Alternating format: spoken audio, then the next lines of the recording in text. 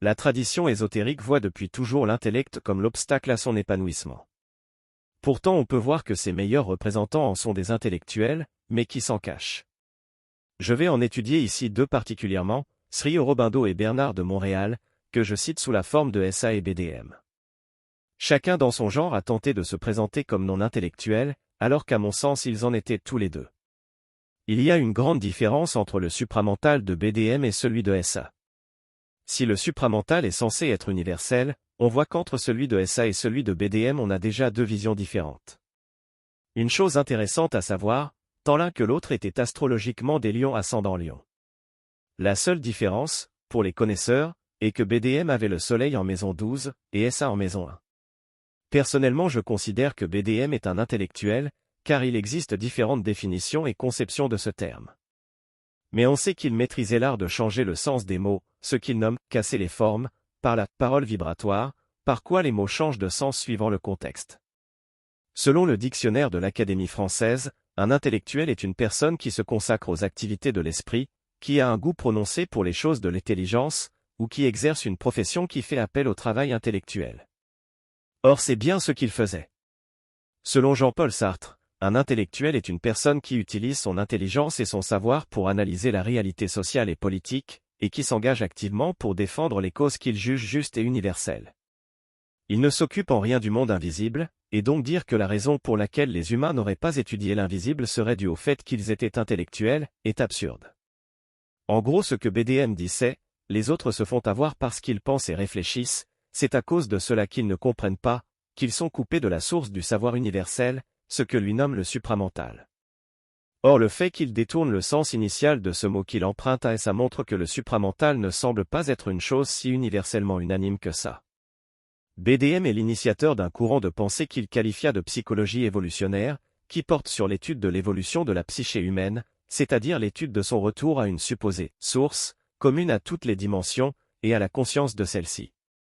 Mais y a-t-il une source unique comme il le présuppose? Rien n'est moins sûr. Il affirme que son enseignement est issu d'une source supérieure qu'il appelle l'intelligence énergie du savoir. On peut donc considérer que BDM est un intellectuel, dans le sens où il se consacre aux activités de l'esprit, qu'il a un goût prononcé pour les choses de l'intelligence, et qu'il exerce une profession qui fait appel au travail intellectuel.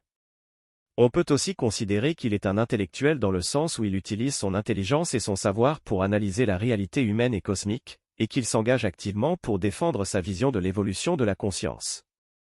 Mais en tant qu'il dit se distancier des influences occultes, des croyances religieuses et spirituelles, ou des conditionnements psychiques qui empêcheraient, selon lui et le mouvement New Age en général, l'humain de réaliser son potentiel évolutif, il dit comment ça se situer au-delà du mental, qui est selon lui le plan de l'intellect, prétendant viser à accéder à la dimension supramentale, qui est le plan de la connaissance universelle.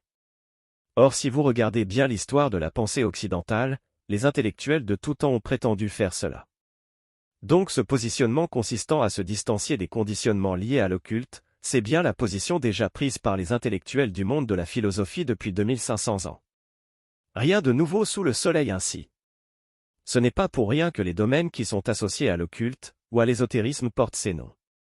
La philosophie est justement le domaine qui depuis toujours cherche à se dissocier de ces approches. Ce qui est intéressant chez BDM est justement qu'il les prend en compte, mais alors, pourquoi dire qu'il voudrait s'en extraire? Non, le plus plausible est qu'il aurait voulu être le seul légitime à en parler. En quoi cela serait-il ne pas être intellectuel que de faire exactement comme les intellectuels ont toujours fait? BDM s'inscrit dans la continuité du mouvement philosophique, et il n'est absolument pas le premier à parler des sujets qu'il aborde, sauf qu'il a eu besoin de faire croire le contraire, sans doute pour séduire son public. Il a dû sentir que sans utiliser ces subterfuges il ne capterait pas un public. C'est d'ailleurs ce que disait Madame Blavatsky, à qui on reproche souvent qu'elle montait des stratagèmes pour impressionner la galerie, et quand on lui en parlait, elle disait que si elle n'avait pas fait ça, elle n'aurait jamais eu aucune audience. Et c'est un truc que j'ai remarqué moi-même sur les réseaux sociaux.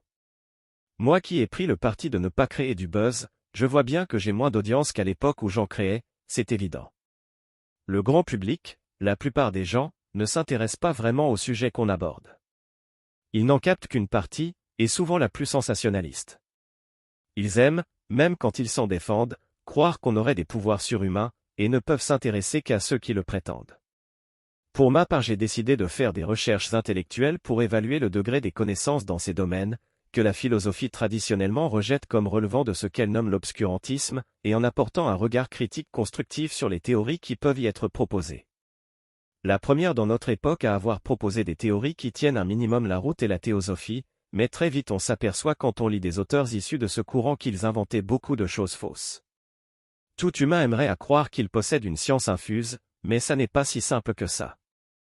Je ne dis pas qu'on n'en possède pas une, mais qu'elle n'apporte pas 100% de matière fiable.